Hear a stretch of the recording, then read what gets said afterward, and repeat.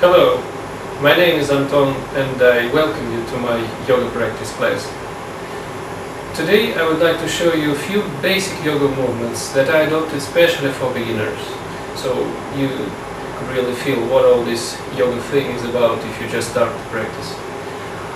We'll go really slowly, step by step, so all the main aspects are clear and you're completely safe and can get some benefit from time spent on watching and practicing. So we start our program in a basic position that is called a mountain posture or samasthiti. Let's put our feet on a thighs width. Standing on a mat, you could also do it on a carpet or simply on the wooden floor if you don't have a special yoga mat, of course. Look carefully at your toes and let's make few accents and few fine-tuning things. First, push the big toes firmly into the ground and spread other toes as wide as possible. Second, lock your kneecaps and touch the point that is 3 centimeters below your navel.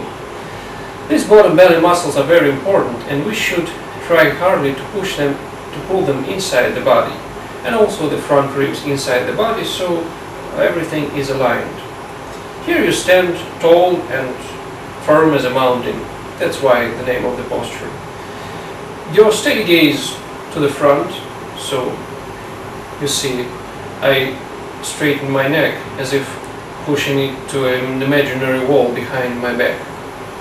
Few very soft, smooth, rolling movements with your shoulders so they are not tense and your heart is open and your chest is high. Let your arms float into the air very lightly. There is almost no effort in this position. Couple of breaths here. And help yourself with imagination, like 2 light fevers, one in each palm, and you hold them, trying not to drop. Let your arms float higher and higher until they are parallel, so there is no weight in them, completely no weight now. But still your legs are active and firm and the bottom of your belly is squeezed. Now once again, helping ourselves with imagination, let's think of a small but heavy object that we try to push up, battling with its weight, pushing higher and higher with each exhale. So there is a great tension in your arms.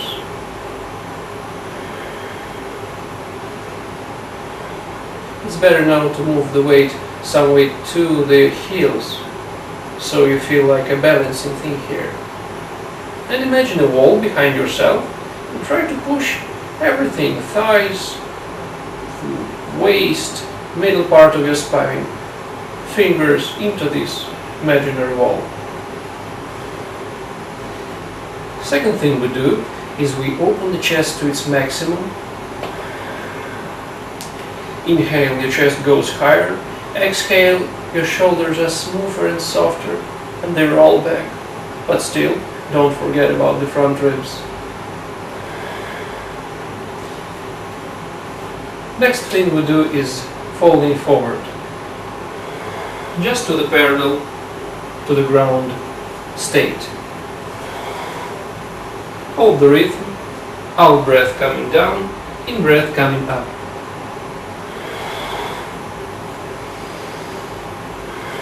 You can do it 15 or 20 times holding the rhythm. I'll do less not to make it too long.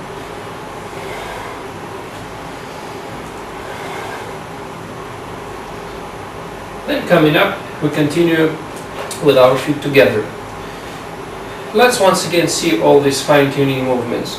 Push the big toes down and all others to the sides. Squeeze your kneecaps, the bottom of your belly, front ribs, and open your heart. Few more bendings. I hold my arms like this just for the shoulders and chest to be open.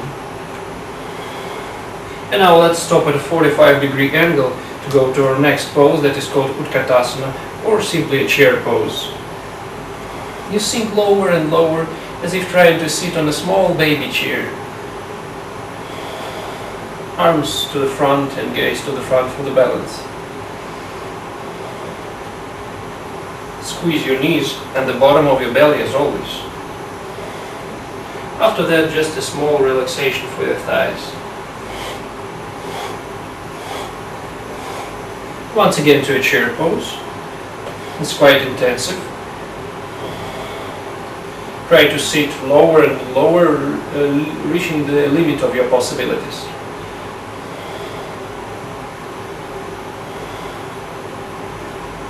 Few more bendings. And the last time, Utkatasana.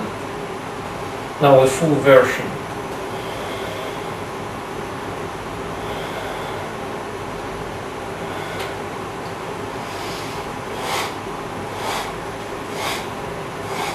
Having done this, we continue to a downward facing dog posture, making a big step back with one and another foot, and just sitting on our heels.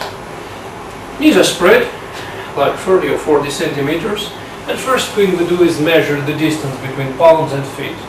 Try to stretch your arms as far as you can. And let's do a few rolling movements with the spine.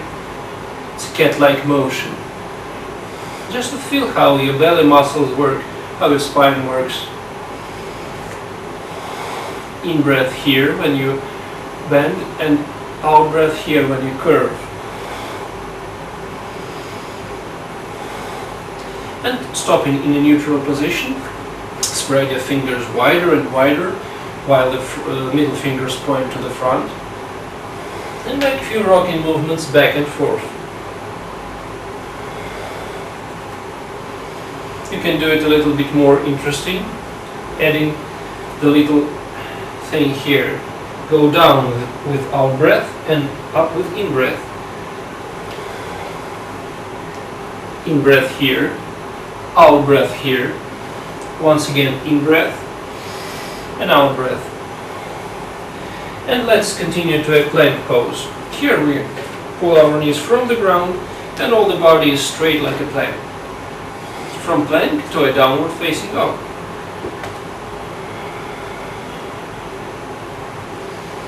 It's better to repeat it a few times so you really feel how your palms push the ground, and to feel it even better, yet the same thing we've done already. Down with the out breath, up with in breath, and out breath, downward dog.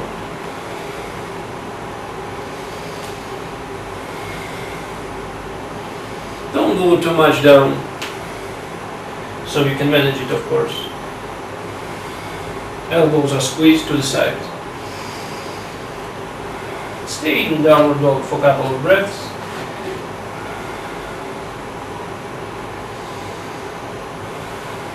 And then just sit on your heels. So we continue from here. Once again, opening the chest, making our heart float high, making our arms float into the air, and imagining two light fibers in each palm. Then continuing this thing, feel there is no weight left here when your arms are parallel to the lines of force of gravity. And afterwards, think of a small but heavy object that you push with great strength and great effort higher and higher.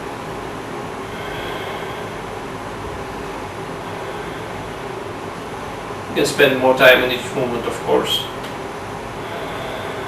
Now opening the shoulders, opening chest, making heart float even more and more.